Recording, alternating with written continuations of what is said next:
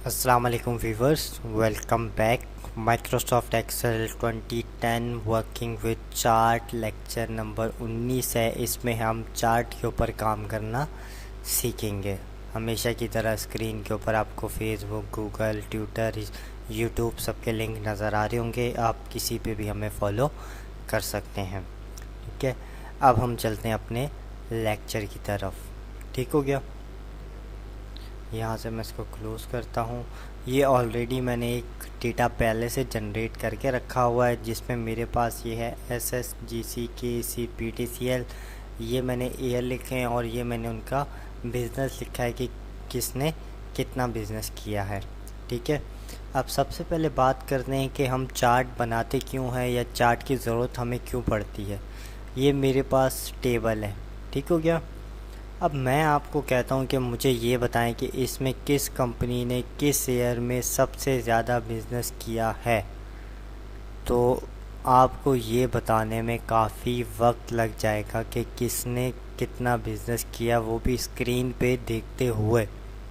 ठीक है, यही काम अगर मैं आपको चार्ट की मदद से बोलूँगा तो चार्ट देख के अगर कोई बंदा काफ़ी दूर भी बैठा है तो वो भी बता देगा कि किसने कितना बिज़नेस किया है।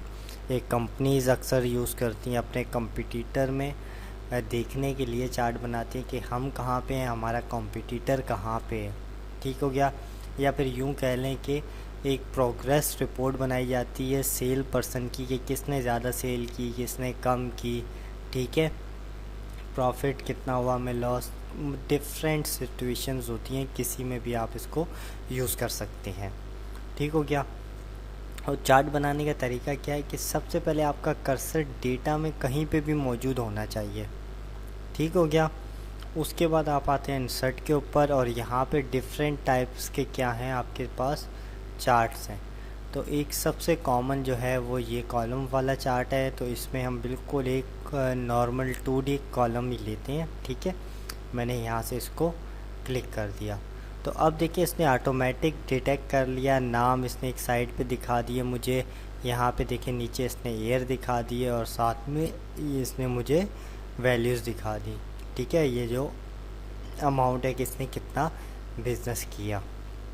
ठीक हो गया। पुराने जो वर्जन होते थे उसमें आपको बताना पड़ता था एक्स एक्सेस में क्या है, वाई एक्सेस में क्या है, टाइटल कहाँ पे है। तो ये जो नया वर्जन है, ठीक है, मैं इसको ज़रा सा यहाँ पे मूव कर लेता हूँ। नया जो वर्जन है उसमें ये है कि आपको ये सब बताने की ज़रूरत नहीं पड़ती, ये ऑटोमेटिकली इसको डिटेक्ट कर लेता है। ठीक हो गया। अब हमने देखें चार्ट बना लिया, बाद में अगर हमें ज़रूरत पेश आए कि हमें इसकी टाइप को चेंज करना है तो वो किस तरीके से करेंगे। तो सबसे पहले देखें यहाँ पे आ रहा है चेंज चार्ट टाइप। मैं इसको क्लिक करता हूँ तो ये देखें यहाँ से मैं कोई भी, और भी बहुत सारे हैं ये नीचे, आप कोई भी ले सकते हैं। मैं सिर्फ दिखाने के लिए ये वाला ले लेता हूँ। ठीक है, मैंने कहा ओके। तो ये देखें ये मेरे पास डिफरेंट कलर का चार्ट टाइप हो गया। अब मैं इसको दोबारा से नॉर्मल वाला कर देता हूँ। ठीक है, क्योंकि सारा काम हम इसके ऊपर ही करेंगे। और फिर मैंने इसको ओके कर दिया। ठीक हो गया, ये हो गया। उसके बाद देखिए हमारे पास ये स्विच। ठीक है, मैं चाहता हूँ कि ये जो कंपनीज़ के नाम है ये वाई एक्सिस में आ जाए, सॉरी एक्स एक्सिस में आ जाए, और ये जो है या सिंपली ये कह लेंगे मैं चाहता हूँ कि ये नाम रोज़ में आ जाए और ये चले जाएं कॉलम में। तो उसके लिए सिंपल सा ये ऑप्शन है स्विच रो स्लैश कॉलम। मैंने क्लिक किया तो अब ये देखें ये मुझे यहाँ पे दिखा रहा है, और साथ में ये देखें कि ये कलर भी हमें दिखा रहा होता है कि कौन सा कलर किसको किसकी निशानदेही करता है। ठीक हो गया। तो मैं इसको दोबारा स्विच करता हूँ तो ये देखें यहाँ पे मुझे दिखा रहा है कि ब्लू कलर SSGC का है, KC का जो है रेड है और PTCL का ग्रीन है। तो यहाँ पे देखें आपको बिल्कुल क्लियरली नज़र आ रहा होगा कि 2013 में सबसे ज़्यादा बिज़नेस KESC ने किया है। ठीक है, फिर दूसरे नंबर पे SSGC ने और तीसरे नंबर पे PTCL ने। अगर यही काम मैंने आपको कहा होता कि इन वैल्यूज़ को देख के मुझे बताएं तो आप में से तमाम लोगों के लिए बहुत मुश्किल होता ये बताना। ठीक हो गया। तो इसलिए हम लोग क्या करते हैं, चार्ट को डिज़ाइन करते हैं। उसके बाद हमारे पास है सेलेक्ट डेटा। ठीक है, अब देखिए ये डेटा मैंने जानबूझ के एक कॉलम छोड़ के लिखा था ताकि ये जब मैं चार्ट बनाऊं तो ये इसके अंदर इंक्लूड ना हो। बाद में अगर हमें कोई डेटा ऐड करना हो तो वो हम किस तरीके से ऐड करते हैं वो मैं आपको बताता हूँ, ठीक है। देखिए मैंने कहा सेलेक्ट डेटा और यहाँ से मैंने कहा ऐड, सही है। जैसे ही मैंने कहा ऐड तो ये मुझसे पूछ रहा है यहाँ पे नाम, ठीक है, सीरीज़ का नाम। मैंने इसको क्लिक किया और यहाँ से मैंने बता दिया ये है नेम, ठीक है। और देन मैंने इसको ये पूछ रहा है सीरीज़ की वैल्यू क्या है, फिर मैंने क्लिक किया और ये सारी की सारी वैल्यूज़ बता दी और इसको दोबारा से क्लिक कर दिया और फिर मैंने यहाँ से इसको कहा ओके, ठीक है। अब देखिए यहाँ पे मुझे इसको ये भी बताना पड़ेगा कि ये इस एक्सेस में हॉरिजॉन्टली जो एक्सेस है, ये जो नीचे वाली है, यहाँ पे क्या वैल्यूज़ हों, ठीक है।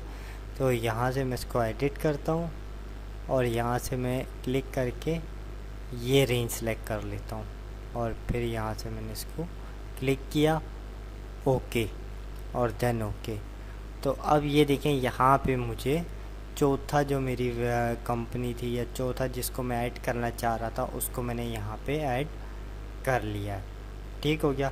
किसी को भी रिमूव करना हो दोबारा जाएं सेलेक्ट डेटा के ऊपर, ये देखें वायरलेस टेलीकॉम पे मैंने कहा यहाँ से रिमूव और ओके, ठीक है। तो अगर कोई कंपनी आपको रिमूव करनी हो तो आप इस तरीके से उसको रिमूव भी कर सकते हैं, ठीक हो गया। ये डिफरेंट लेआउट हैं, ये हम लेआउट के मेन्यू में देख लेंगे, ठीक है, कि इनको हम किस तरीके से यूज़ करते हैं। तो यहाँ पे देखिए डिफरेंट कलर्स हैं, आप इनमें से कोई भी कलर यहाँ पे चूज़ कर सकते हैं और यहाँ से खोलें तो ये और भी डिफरेंट कलर के डिज़ाइन है, तो आप इनमें से किसी को भी यूज़ कर सकते हैं।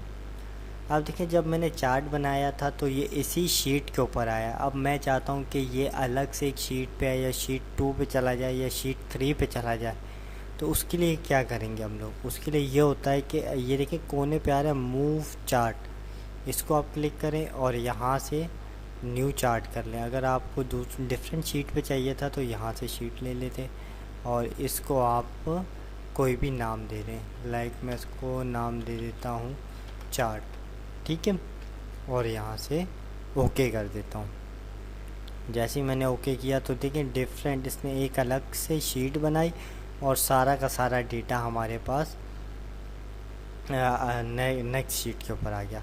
अगर मैं बाहर क्लिक करता हूँ तो ये देखें ऊपर के मेन्यू सारे गायब हो गए।